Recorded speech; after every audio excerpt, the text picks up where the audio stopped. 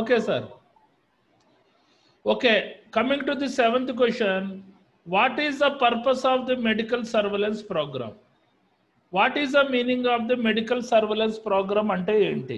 అసలు medical surveillance program ఎందుకు conduct చేయాలి? మెడికల్ సర్వేలెన్స్ ప్రోగ్రామ్ అనేది వైద్య నిఘా పరీక్ష. ఇది జనరల్గా హజార్డస్ యాక్టివిటీస్ చేస్తున్న వర్కర్స్ అందరికీ మెడికల్ సర్వేలెన్స్ ప్రోగ్రామ్ చేస్తూ ఉండాలి. అంటే what are the types of hazardous activities? Any worker is suppose to do the chemical cleaning activities. Any worker is supposed to do the chemical experiment works. Any persons are supposed to do the NDT inspections like radiography examinations. అలాగా ఏ particular hazardous activities చేస్తున్న వర్కర్స్కి వాళ్ళకి వృత్తిపరంగా occupational జబ్బు వచ్చే అవకాశం ఉండే ప్రతి వర్కర్స్కి just you have to do the medical surveillance program. అంటే దట్ పీరియడ్ ఈజ్ అంటే డ్యూరేషన్ అన్నది మీ ఇష్టం. That is depending upon companies calibration. 3 నెలలకైనా చేస్తారు, 6 monthsకైనా చేస్తారు, లేకపోతే 1 yearకైనా చేస్తారు. But it is a mandatory for doing the medical surveillance to the all workers whenever they are doing the hazardous work activity సంబంధించింది అనమాట. Coming to the first point, the fundamental purpose of the screening is early diagnosis and the treatment of the individual and thus the clinical focus. అంటే ఏంటమ్మా, and thus has the clinical focus. అంటే the fundamental purpose అంటే ఈ medical surveillance programme యొక్క ప్రాథమికమైన ప్రయోజనం ఏంటి? Screening. Screening అంటే ఏంటి అంటే ఇది ఒక విధమైన ఎక్స్రే పరీక్షని స్క్రీనింగ్ అని అంటారు. స్క్రీనింగ్ ఈజ్ ఎర్లీ డయాగ్నోసిస్ అంటే ముందుగా ఆ వృత్తిపరమైన రోగాన్ని గుర్తించడానికి, మనం గుర్తించిన వెంటనే ఇమీడియట్గా ట్రీట్మెంట్ చేసుకోవడానికి, చికిత్స చేసుకోవడానికి ఎవరికి? ఆ పర్టికులర్ ఇండివిజువల్ అంటే వర్కర్స్కి. And those has a clinical focus అంటే ఏంటి? వైద్యపరంగా దృష్టి పెట్టడానికి ఈ పర్టికులర్ మెడికల్ సర్వేలెన్స్ ప్రోగ్రామ్ అనేది మనకి ప్రయోజనం అవుతుంది. Already medical surveillance program in industries IS 106లో చెప్పాను. That will contain more than 14 points. That is a 10 marks point of view. Here this question is 3 marks point of view. So I am giving only 3 points. According to the question nature batti మీరు points generate చేసుకోవాలి. Coming to the second point, the fundamental purpose of the surveillance is to detect and eliminate the underlying causes such as hazards or exposures of any discovered trends and thus has a preventive focus. అంటే what is the meaning of the second point? The fundamental purpose అంటే ప్రాథమికమైన ప్రయోజనం ఏంటి particular medical surveillance programme వల్ల? is to detect and eliminate the underlying causes of the hazards. అంటే సంభవమయ్యే ప్రమాదాల యొక్క అంతర్లీన కారణాలు గుర్తించి వాటిని తొలగించవచ్చు అని అంటున్నాడు. Or exposures of any discovered trends. What is the meaning of the discovered trends?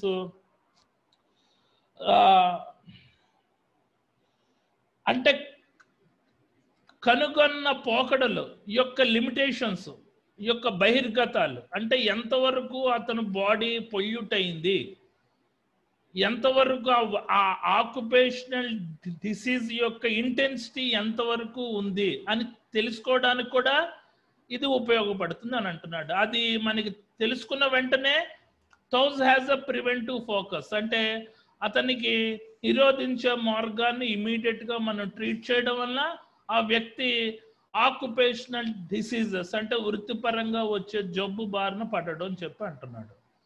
ఇది second point. Coming to the health assessment of the workers before then assigning to a specific task which may involve danger to the health or that of others. అంటే ఎవరైనా workers either chemical cleaning activities చేస్తున్న workers, either NDT inspection చేస్తున్న వర్కర్స్కి health assessment అంటే ఆరోగ్యపరమైన లెక్కింపులు లెక్కించడానికి, whether that person is fit or not for doing that particular hazardous activity. అది ఆరోగ్యపరమైన లెక్కలు అంటే లెక్కింపులు చేసుకోవడానికి. ఎప్పుడు before their assignment to specific task, ఆ పర్టికులర్ పని ఆ వ్యక్తికి కేటాయించే ముందు ఆ వ్యక్తి, ఆ పర్సన్ అనేది హెల్త్ పరంగా ఫిట్గా ఉన్నాడా లేదా అని చెక్ చేయడానికి. Which may involve danger to the health. అతనికి ఆ పర్టికులర్ యాక్టివిటీ చేయడం వలన ఏదైనా వృత్తిపరంగా వచ్చే జబ్బు అవకాశం ఉందా లేదా, అతని వల్ల వేరే ఇతరులకి ఆ వృత్తిపరమైన జబ్బు వచ్చే అవకాశం ఉందా లేదా అని లెక్కించడానికి just we have to do the medical surveillance program. ఇంకొక పాయింట్ ఏదైనా ఉంటే జనరేట్ చేయండి. ఆల్రెడీ మీకు 10 పాయింట్స్ చెప్పాను కదా, 14 పాయింట్స్, అందులో ఇంకో పాయింట్ జనరేట్ చేయండి. Okay, this is the purpose of the medical surveillance program. Coming to the next 8th question. Mention the agents causing occupational asthma. అంటే what is the meaning of asthma అంటే it is the bronchitis diseases. అంటే ఊపిరితిత్తులు సంబంధించిన సమస్యల్ని ఆస్మా అని అంటారు.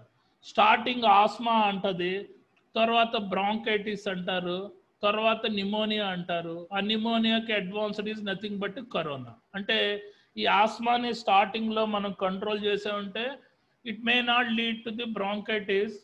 If the bronchitis suppose to be అది కానీ ఎక్స్పెండ్ అయిందంటే నిమోనియా వస్తుంది, అంటే ఊపిరితిత్తుల్లో వాటర్ చేరిపోతుంది. అది అడ్వాన్స్డ్ అయిందంటే COVID-19, మనిషికి పైకి టికెట్ తీసుకోవడమే. So mention the agent causing occupation asthma. అంటే ఆక్యుపేషనల్ ఆస్మా రాకుండా ఏ రకమైన కారణాలు ఉంటాయని. ఏంటి? Coming to the occupational asthma రావడానికి గల కారణాలు, అంటే ఏ రకమైన ఏజెంట్స్ ఆక్యుపేషనల్ ఆస్మా రావడానికి కారణాలు అవుతాయంటే, కమింగ్ టు ది ఫస్ట్ ఎక్రిలేట్స్. అంటే మనకి ఎక్రిలేట్స్ అనే పదార్థాల వలన ఆక్యుపేషనల్ ఆస్మా అనేది వస్తుంది. What is the meaning of the acrylates అంటే, ఎక్రిలేట్స్ అంటే it is the salt of acrylic acid. అంటే ఎక్రిలిక్ యాసిడ్ యొక్క సాల్ట్ని ఎక్రిలేట్స్ అని అంటారు. వీటి ద్వారా ఆక్యుపేషనల్ ఆస్మా వస్తుంది అని అంటున్నారు. ఆల్కహాల్ అంటే మందు ఎక్కువగా డ్రింక్ చేసినా కూడా it may lead the occupational asthma. Coming to the number 3, aldehydes. What is the meaning of the aldehydes అంటే it is a highly reactive organic compound. Highly reactive organic compound is nothing but aldehydes. Ivi kuda it will create the occupational asthma. Coming to the antihydrates. What is the meaning of the antihydrates? Antihydrates ante enti?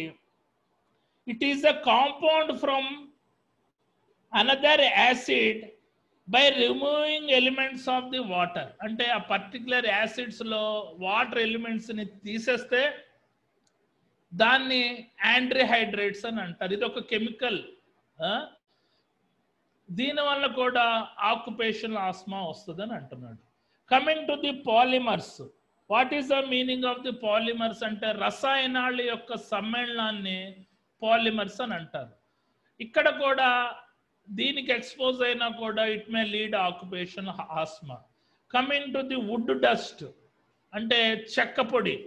అంటే timber డిపోలో would cutting activities చేస్తున్నప్పుడు దాని నుంచి వచ్చే dust it may lead the occupational asthma. దాన్ని bark అని కూడా అంటారు. అంటే వుడ్ డస్ట్కి ఇంకొక పేరేంటి? Bark. Coming to the dyes అంటే రంగులు. పెయింటింగ్ ఇండస్ట్రీస్ దగ్గర ఎక్కువ వర్క్ చేసినా దాని నుంచి వచ్చే ఎలిమెంట్ ద్వారా నీకు ఆక్యుపేషన్ ఆస్మా అని వస్తుంది. అంటే డైస్ అన్నది మన రంగుల అద్దట, ఆ రంగులకు సంబంధించిన అద్దు. దీనివల్ల కూడా ఆక్యుపేషన్ ఆస్మా అని వస్తుంది. కమింగ్ టు ది ఫ్లక్సెస్ అంటే కొన్ని రకాల ప్రవాహాల వలన కూడా ఆక్యుపేషన్ ఆస్మా అనేది వస్తుందని అంటున్నారు. These are the elements or agents causing the occupation asthma. ఏంటి? Acrylates, alcohols, aldehydes, anhydrates, polymers, wood dust or bark, dyes, fluxes. Okay. Right. Coming to the next 9. Define the term short explosive limit. Define the term short term explosive limit. దీన్ని STEL అని అంటారు. STEL is nothing but the abbreviation of STEL is nothing but short term explosive limit. Okay, exposure limit. Sorry, not explosive limit. It is the exposure limit. అంటే చూడండి, a short-term exposure limit (STEL) is the acceptable average of exposure over a short period of time, usually 15 minutes, as long as the time weighted average is not exceeded. అంటే ఏంటమ్మా, చూడండి, మీకు already మన IS 107లో ఒక chapter చెప్పాను. ఏంటిది? Time wait average గురించి. రిసోల్డ్ limit value. రిసోల్డ్ limit వాల్యూలో మీకు ఎయిర్ బర్న్ కాన్సన్ట్రేషన్స్ యొక్క విలువలు అంటే ఏంటి, గాలిలో ఉండే ఆ పర్టికులర్ రసాయనాల యొక్క వేపర్స్, దాని ఎక్స్పోజివ్ లిమిట్స్ 15 minutes లోపు ఉండే దాన్ని షార్ట్ టర్మ్ ఎక్స్ప్లోజివ్ లిమిట్ అని అంటారు. అంటే ఇంకొకసారి చెప్తున్నాను, a short term exposure limit STL is the acceptable average, అంటే ఆమోదించబడిన యావరేజ్ ఎక్స్పోజర్. అంటే అంతవరకు 15 minutes వరకు ఆ పర్టికులర్ ఎయిర్ బర్న్ కాన్సన్ట్రేషన్ మన లిమిటేషన్స్ తీసుకోవచ్చు. Over a short period of time, usually 15 minutes, as long as the time weighted average is not exceeded. What is the meaning of the time weighted averages? అంటే coming to the time weighted averages అంటే సమయం యొక్క బరువు సగటట is not exceeded. అంటే 15 minutes దాటి ఎట్టి పరిస్థితుల్లో you are not suppose to expose that airborne concentration. అంటే ఆ గాలిలో ఉండే రసాయనాల యొక్క పదార్థాలకి you are not suppose to expose more than 15 minutes according to the time weighted averages ప్రకారంగా. అంటే సమయం యొక్క బరువు సగటు ప్రకారంగా. Coming to the STEL is a term used in occupational health. అంటే వృత్తిపరంగా వచ్చే జబ్బుల విషయాలు కనుగొనడానికి ఈ particular short term explosive limit అనే టర్మ్ వాడతారట. అండ్ ఇండస్ట్రియల్ హైజెనిక్ అంటే పారిశ్రామిక యొక్క పరిశుభ్రత మెజర్ చేయడానికి షార్ట్ టర్మ్ ఎక్స్ప్లోజివ్ లిమిట్ అనే టర్మ్ వాడతారట. అండ్ టాక్సిలాజికల్లీ అంటే విషము వాటి యొక్క లక్షణాల గురించి తెలుసుకోవడానికి ఈ particular short term explosive limit అనే వర్డ్ వాడతారని చెప్పి అంటున్నాడు. ఇంకొకసారి చదువుతున్నాను, జస్ట్ వినండి. స్టిల్ అంటే short term explosive limit is the acceptable average exposure, అంటే ఆమోదం పొందిన సరాసరి మన బహిర్గతం over a short period of time, usually 15 minutes, as long as the time weighted average is not exceeded. అంటే వెన్ ఎవర్ ఏదైనా మనకి ఎలక్ట్రికల్ ప్రాసెసింగ్ ఎక్విప్మెంట్స్లో ఆ సర్టెన్ కెమికల్స్ను ప్రాసెసింగ్ చేస్తున్నప్పుడు అవి మనకి ఎవాపరేట్ అయ్యి ఎయిర్ బర్న్ కాన్సన్ట్రేషన్ అంటే ఆ పర్టికులర్ హజార్డస్ కెమికల్స్ యొక్క వేపర్స్ ఆ పర్టికులర్ ఏరియాలో వ్యాపిస్తుంటాయి. ఆ చుట్టూరు హజార్డస్ ఎక్విప్మెంట్, ఆ పర్టికులర్ ఎక్విప్మెంట్స్ దగ్గరికి వెళ్ళేటప్పుడు ఆ వ్యక్తి ఆ పర్టికులర్ ఎయిర్ బర్న్ కాన్సన్ట్రేషన్కి ఎక్స్పోజ్ అవుతాడు. అంటే ఆ ప్రాసెసింగ్ అవుతున్న ఎక్విప్మెంట్ దగ్గర ఏదైనా మెయింటెనెన్స్ యాక్టివిటీ, రిపేర్ వర్క్ సంబంధించిన యాక్టివిటీ వెళ్ళేటప్పుడు ఆ వ్యక్తి ఎట్టి పరిస్థితుల్లో 15 నిమిషాలు మించి ఉండకూడదు. దీన్నే షార్ట్ టర్మ్ ఎక్స్ప్లోజివ్ లిమిట్ అని అంటారు. బిహైండ్ ది 15 minutes నుంచి ఎక్కువగా ఎక్స్పోజ్ అయ్యాడంటే ఆ వ్యక్తికి ఆక్యుపేషనల్ హెల్త్ హజార్డ్ వచ్చే అవకాశం ఉంది. అది చెప్తున్నాడు. రైట్. హియర్ ది ఇక్కడ టైమ్ వేడ్ యావరేజ్ అంటే what is the meaning of the time weighted average అంటే సమయం యొక్క బరువు శాతాన్ని టైమ్ వేడ్ యావరేజ్ అని అంటారు. And STEL is a term used in occupational health అంటే వృత్తిపరంగా వచ్చే ఆరోగ్యపరమైన సమస్యలను కనుగొనడానికి. ఇండస్ట్రియల్ హైజెనిక్ అంటే పారిశ్రామిక యొక్క పరిశుభ్రతను ఈ పర్టికులర్ స్టెల్ అనే టర్మ్ ఉపయోగించి కనుక్కుంటారు. అండ్ టాక్సిలాజిక్ అంటే చూడండి, టాక్సికాలజీని అంటే విషము వాటి యొక్క లక్షణాల గురించి తెలుసుకోవడానికి ఈ పర్టికులర్ స్టెల్ అనే టర్మ్ వాడతారని చెప్పి అంటున్నాడు. కొద్దిగా టిపికల్గా ఉంది డెఫినేషన్.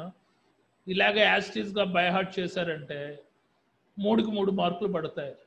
ఈ పర్టికులర్ డెఫినేషన్స్లో ఇంకొకసారి చెప్తున్నాను, you are not suppose to use your own words. ఎట్టి పరిస్థితుల్లో డెఫినేషన్స్కి మీరు ఓన్ వర్డ్స్ వాడకండి, యాస్టీస్గా బుక్ ఫార్మేట్ని ప్రిపేర్ అవ్వండి. ఇది నా advice. Coming to the question number 10, explain the first aid for the suffocation. అంటే సఫికేషన్ అంటే ఏంటి, what is the meaning of the suffocation అంటే ఉక్కిరి బిక్కిరి అవడం. ఏంటి, ఎవరైనా సఫికేషన్కి ఎక్స్పోజ్ అయ్యారంటే ఏ రకమైన ప్రాథమిక చికిత్స చెయ్యాలి, అది ఈ క్వశ్చన్కి అర్థం. Coming to the first point, first ensure A patient airway. అంటే ఆ పర్టికులర్ సఫికేషన్కి ఎక్స్పోజ్ అయిన వ్యక్తికి గాలి వచ్చేటట్టు చూడాలి. Coming to the second point, check the respiratory rate. అంటే అతను ఊపిరి ఎలా పీలుస్తున్నాడో గమనించాలి. ఫ్రీగా పీలుస్తున్నాడా, కష్టంగా పీలుస్తున్నాడా అన్నది చెక్ చేయాలి. Check for the level of cyanosis. అంటే ఏంటి, what is the meaning of the cyanosis అంటే ఆ వ్యక్తి నీల కలర్లో అంటే మన నీలం రంగులో మారిపోతున్నాడా లేదా అని చెక్ చేయాలి. నీలం రంగులో మారిపోతున్నాడంటే అది డేంజర్లో ఉన్నట్టే. Coming to the fourth point, in case of drowning tilt one side with head down. Suppose ఆ వ్యక్తి, what is the meaning of the drowning అంటే ఏదైనా స్విమ్మింగ్ పూల్లో మునిగిపోయినా లేకపోతే ఏదైనా నీటిలో మునిగిపోయినా అతనికి ఏంటి, బాడీని ఇలా రివర్స్లో పడకబెట్టి మన తలకాయ కింద ఉండేటట్టు ఉండాలి, హెడ్ డౌన్ అయ్యేటట్టు ఉండాలి. Coming to the asphyxia caused due to the swelling of the throat or asthma make the victim sit. అంటే ఆ వ్యక్తి ఊపిరి పీల్చుకోవడానికి కష్టపడుతున్నా అతనికి స్వెల్ అంటే గొంతు వాస్తు ఆస్మా లాంటిది అటాక్ అయితే ఆ వ్యక్తికి ఎట్టి పరిస్థితుల్లో పడుకోబెట్టకూడదు, కూర్చోబెట్టాలని చెప్తే అంటున్నాడు. Upright and ensure fresh air. అతనికి ఫ్రెష్ ఎయిర్ వచ్చేటట్టు చూడాలి అని చెప్పి అంటున్నాడు. Coming to the in case of the suffocation by the gases, remove the victim as soon as possible, let him breathe fresh air. అతను ఏదైనా సర్టెన్ గ్యాసెస్ వలన ఏదైనా సఫికేషన్ అయ్యాడంటే, ఉక్కిరి బిక్కిరి అయ్యాడంటే ఆ పర్టికులర్ ప్రదేశాన్ని అతన్ని దూరంగా పట్టుకొచ్చేయడం, అతన్ని కూర్చోబెట్టి ఫ్రెష్ ఎయిర్ పీల్చేటట్టు చేయడం. తర్వాత point, for all the victims loosen the clothing and surrounding neck. అతను షర్టు ఇప్పేసి మన నెక్ దగ్గర ఉండే ఏదైనా నెక్లెస్ అది మనకు రిమూవ్ చేయడం. Coming to the next point, if breathing get restored give a SIP of the cool water. అతను ఊపిరి మళ్ళీ పీల్చుకోవడం ఈజీగా పీల్చుకుంటున్నాడు అంటే, ఇంకేం ప్రాబ్లం లేదు అనుకుంటే అతనికి ఒక cold water, glass of water ఇవ్వాలి. If the breathing does not restore, అతనికి ఇంకా బ్రీతింగ్ రిస్టోర్ అవ్వలేదు, ఇంకా సఫికేషన్ ఫీల్ అవుతున్నాడు, then start the artificial respirating. అప్పుడు ఆర్టిఫిషియల్ రెస్పిరేటింగ్ చెయ్యాలి. అంటే నోట్లో నోరు పెట్టి ఊదడమో, ముక్కులో నోరు పెట్టి ఊదడమో చెయ్యాలన్నమాట. This is the first aid for the suffocation. అంటే ఉక్కిరి బిక్కిరి అయినప్పుడు ఈ రకమైన మనకి ట్రీట్మెంట్ ఇవ్వాలి. ఇది పర్టికులర్ క్వశ్చన్ 2 ప్రకారంగా కలిసి ఉంది. మన సఫికేషన్ ఇంకోది కూడా చెప్పాను, IS 106లో చెప్పినట్టు గుర్తు. అది మన 10 మార్క్స్ పాయింట్ ఆఫ్ వ్యూ, ఇది 3 marks point of view. Okay, only for suffocation గురించి. ఓకే, కమింగ్ టు ది, ఇవి నేను రేపు క్లాస్లో చెప్తాను. Just you have to better to prepare and explain with explanatory examples. Okay, coming to the 12, define the biological monitoring and its purpose. Okay, coming to the biological monitoring ante enti, what is its purpose? Biological monitoring ante జీవ పర్యవేక్షణ, right it's purpose, దాని యొక్క ప్రయోజనం ఏంటిదో అడుగుతున్నాడు. Okay, coming to the answer, biological monitoring involves collection of sample of blood, urine and other tissues and measuring the concentration of the chemical or metabolite, something produced in the body form of the chemical. అంటే ఈ particular బయోమానిటరింగ్, biological monitoring ఇంకొక పేరు అంటే బయోమానిటరింగ్. Biological monitoring involve ఇందులో ఏ అంశాలు ఉంటాయట? Collecting sample of the blood sample తీసుకోవడం, యూరిన్ శాంపిల్ తీసుకోవడం, హెయిర్ శాంపిల్ తీసుకోవడం, అదర్ టిష్యూ ఇతర కణాలు శాంపిల్స్ కింద తీసుకోవడం. దేనికోసం అంట? And measuring the concentration of the chemical, ఆ పర్టికులర్ వ్యక్తిలో కెమికల్ అంటే రసాయనాల యొక్క కాన్సన్ట్రేషన్ ఎంత ఉందో తెలుసుకోవడానికి. Or metabolite, what is the meaning of the metabolite అంటే మన మన పర్టికులర్ అది మెటబోలైట్ అంటే జీవక్రియలో పాల్గొనే పదార్థాన్ని మెటబోలైట్ అని అంటారు. ఆ పర్టికులర్ మెటబోలైట్ యొక్క కాన్సన్ట్రేషన్ ఎంత ఉందో తెలుసుకోవడానికి ఈ బయోలాజికల్ మానిటరింగ్ అనేది చేస్తారని అంటున్నాడు. Okay, coming to the second point, చూడండి, blood levels for the exposure of the lead. అంటే పర్టికులర్ వ్యక్తి మన లెడ్ అనే మన లోహానికి ఎక్స్పోజ్ అయ్యాడంటే అతని బ్లడ్ లెవెల్స్ అనేది చెక్ చేయాలట. అంటే ఇది ఈ తాలూకా క్లినికల్ రీసెర్చ్ చేసేటోళ్ళు ఇవన్నీ చేస్తుంటారు. If that person is exposure, మన లెడ్ అనే విషపూరితమైన లోహానికి ఎక్స్పోజ్ అయ్యాడంటే అతని బ్లడ్ లెవెల్స్ చెక్ చేస్తారట. Coming to the mandelic acid, a metabolite for exposure of the styrene. అంటే ఆ పర్టికులర్ వ్యక్తి స్టెరిన్ అనే గ్యాస్కి ఎక్స్పోజ్ అయ్యారంటే అతనికి మెండోలిన్ యాసిడ్ ద్వారా చెక్ చేస్తారంట. What is the meaning of the mandelic acid అంటే అతనికి చర్మ సంబంధించిన వ్యాధులు మరియు చర్మ చికిత్సకు ఉపయోగపడేదట ఈ పర్టికులర్ మెండోలిన్ యాసిడ్ అన్నది. అది ఎవరికి చేస్తారంటే స్టెరిన్ అనే గ్యాస్కి ఎక్స్పోజ్ అయిన వాళ్ళకి. Coming to the cholonesterase, it is an enzyme for the exposure to the pesticide analysis sample. అంటే ఇంట్లో దూరి పురుగుల మందు కొడుతుంటారు కదా workers, they are not suppose to wear proper personal protective equipments. Pesticides అంటే బొద్దింకులు పురుగులు రాకుండా పెస్టిసైడ్ సంబంధించిన గ్యాస్ కొడతారు కదా, వాళ్ళకి ఈ రకమైన ఏంటి మన తాలూకా చాలోనిస్టివేస్ అనే పరీక్ష జరుపుతారట. What is the meaning of the cholinesterase అంటే it is an enzyme required for the function of the nervous system. అంటే ఇది ఒక ఎంజైమ్ అంట.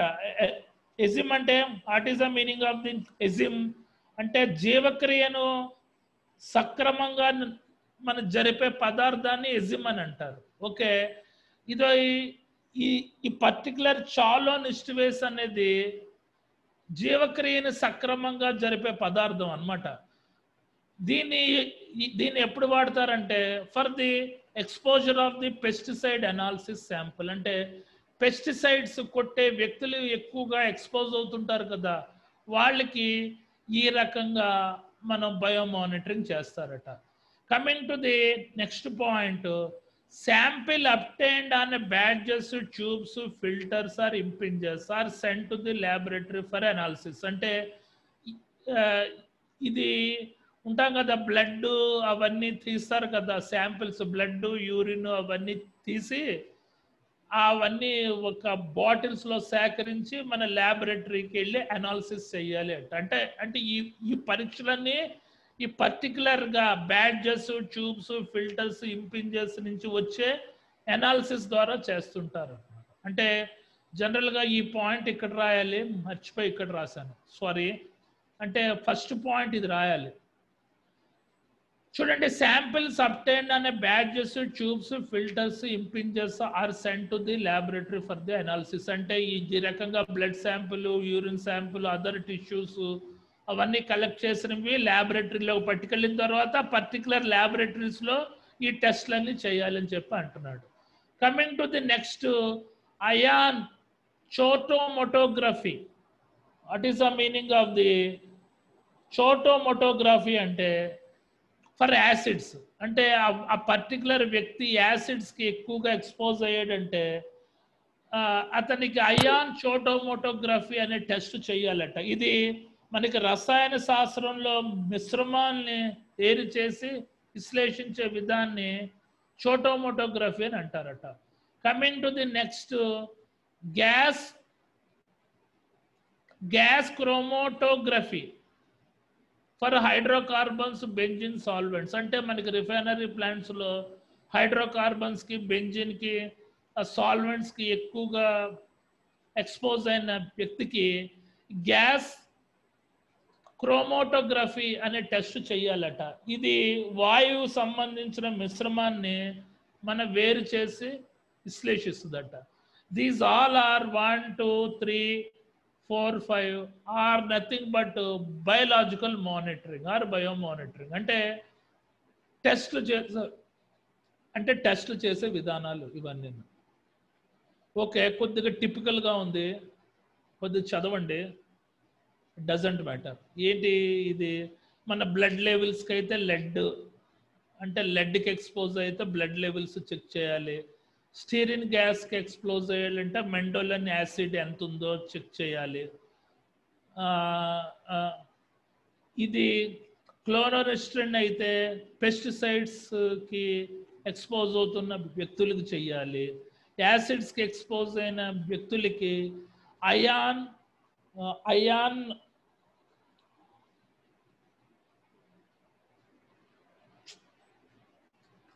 క్రోమోటోగ్రఫీ అనే టెస్ట్ చేయాలట. If that guy is exposed for the hydrocarbons, benzene, solvents, గ్యాసెస్కి expose అయ్యాడంటే gas chromatography అనే టెస్ట్ చేయాలట. These are the biomonitoring. Okay, coming to the question number 13. Defined threshold limit value, TLV. What are the categories of the threshold limit value? Already మీకు 10 marks point of వ్యూలో చెప్పాను, ఇంకోసారి చెప్తున్నాను 3 marks point of వ్యూలో. Threshold limit value refers to the airborne concentration of the substance and represents threshold limit value refers to the airborne concentration of the substance and represents an exposure level under which most people can work day after day without any adverse effect. అంటే ఏంటమ్మా threshold limit value అంటే ఏంటి? ప్రవేశ పరిమితి యొక్క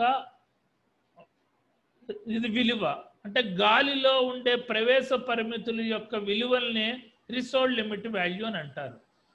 refers to the airborne concentration of the substance. అంటే what is the meaning of the airborne concentration? అంటే గాలిలో కేంద్రీకృతమయ్యే కెమికల్ వేపర్ యొక్క విలువ. అంటే గాలిలో కేంద్రీకృతమయ్యే ప్రవేశ పరిమితి విలువల యొక్క గాలిలో కేంద్రీకృతమయ్యే కెమికల్ వేపర్ యొక్క తీవ్రత యొక్క పరిమాణం ఎంత ఉందో థ్రెషోల్డ్ లిమిట్ వాల్యూ చెప్తుందని అంటున్నాడు. Threshold limit value refers to the airborne concentration of the substance and represents an exposure level. అంటే బహిర్గతం యొక్క స్థాయి లెవెల్ ఎంత ఉందో చెప్తుంది. Under which most people can work day after day without any adverse effect. అంటే ఏంటి? ఆ గాలిలో ఉండే ప్రవేశ పరిమితి యొక్క ఎయిర్బర్న్ కాన్సంట్రేషన్ విలువ ఎంత ఉండాలి, ఆ ఎంత లిమిటేషన్లో ఉన్నప్పుడు ఆ వర్కర్స్ వెళ్ళి ఆ పర్టికులర్ ఏరియాలో పనిచేయచ్చు అన్న విలువ థ్రెషోల్డ్ లిమిట్ వాల్యూ అనేది చెప్తుంది. ఇది మనకి ఎనీ ప్రాసెస్ ఎక్విప్మెంట్ కెమికల్స్ని ప్రాసెసింగ్ చేస్తున్నప్పుడు ఆ ప్రాసెసింగ్ అవుతున్న లిక్విడ్స్ వేపర్ రూపంలో మారి అది ఎయిర్బర్న్ కాన్సన్ట్రేషన్ కింద చుట్టూరు వ్యాపిస్తాయి అన్నమాట. వాటి యొక్క విలువ పార్ట్స్ పర్ మిలియన్లో ఉంటుంది. ఆ విలువ ఎంత మోతాదులో ఉండాలి, ఎంత మోతాదులో ఉన్నప్పుడు ఆ పర్టికులర్ వర్కర్స్ వెళ్ళి ఆ పర్టికులర్ ఏరియాలో పనిచేయచ్చు. దాని యొక్క ప్రవేశ పరిమిత విలువ యొక్క రిస్ట్రిక్షన్స్ ఎంత ఉండాలి అన్న దాన్ని తెలియజెప్పేదాన్ని థ్రెషోల్డ్ లిమిట్ వాల్యూ అని అంటారు అని చెప్పి అంటున్నాడు. కొద్దిగా డెఫినేషన్ అర్థం చేయడానికి నా లెవెల్లో కష్టపడి చెప్పాను, మీకు వేరే రకంగా అర్థమైనా నో ప్రాబ్లం. చూడండి, ఇది important. Categories of the threshold limit value అంటే ప్రవేశ పరిమితి యొక్క విలువని 3 రకాలుగా వర్గీకరించారు. ఏంటి? టైం వేండ్ యావరేజ్, దీన్ని TLA TW అని అంటారు. Short term exposure limit. Hello later, don't disturb. Coming to the time weighted average, TLA TW. This is the threshold limit average.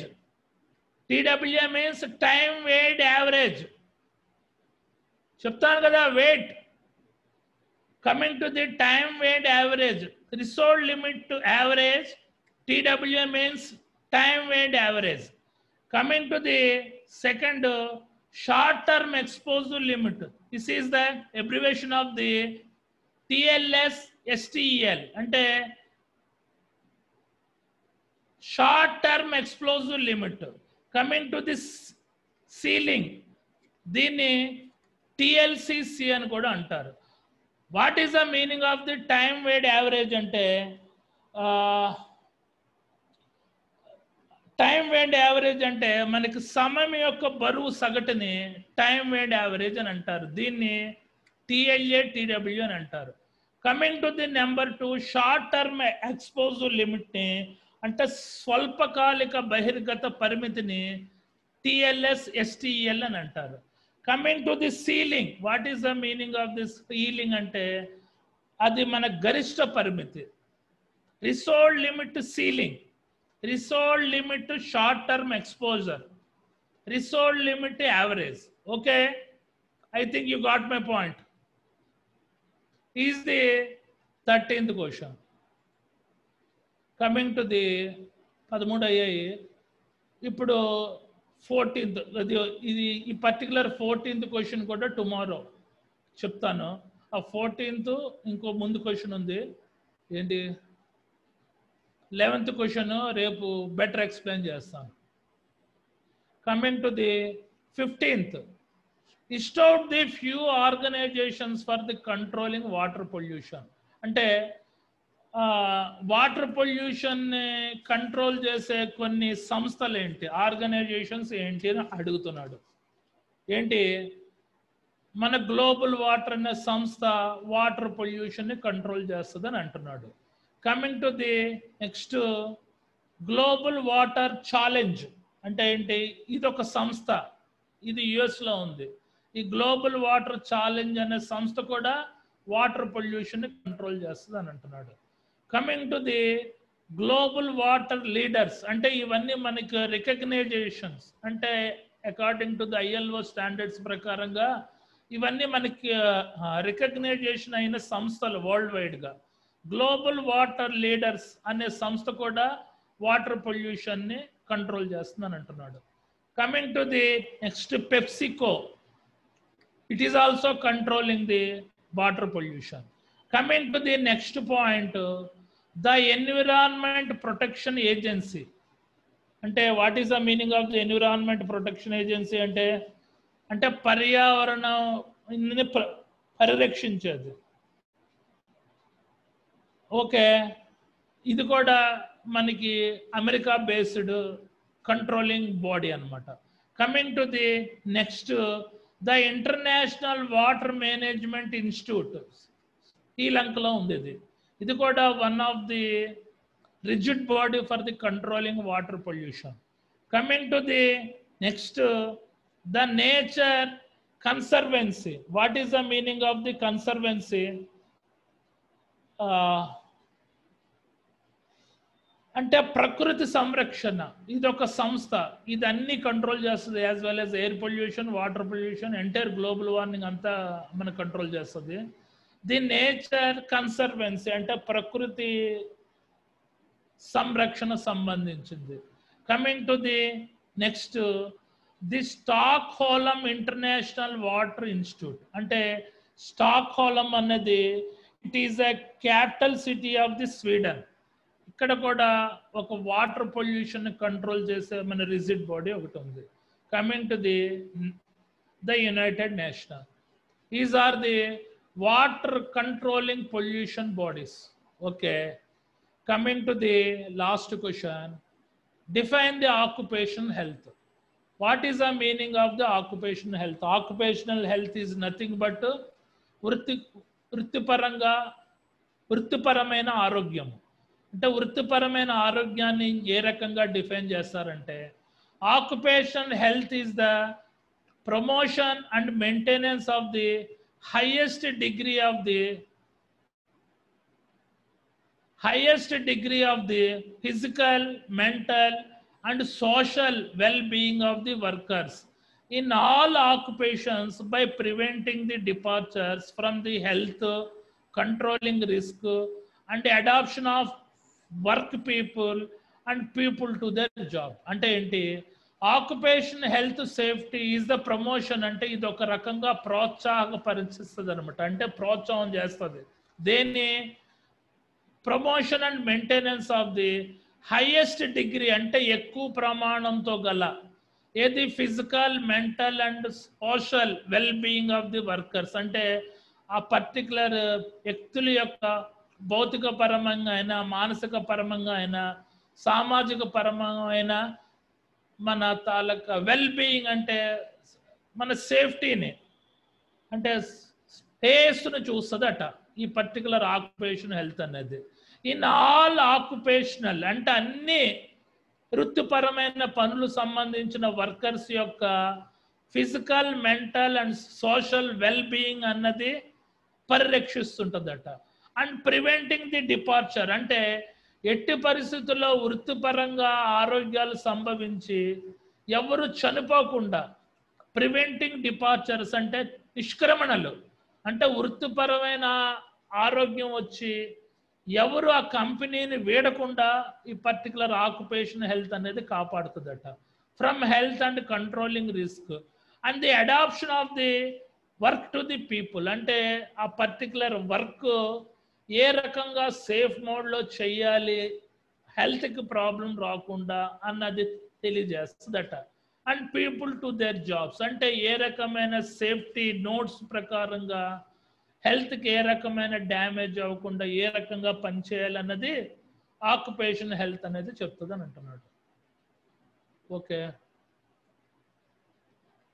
Right. ఏమైనా డౌట్స్ ఉన్నాయా? చూడండి, when I'm speaking you don't disturb. Last 2 minutes మీకు time ఇస్తాను. At the time you may ask the questions.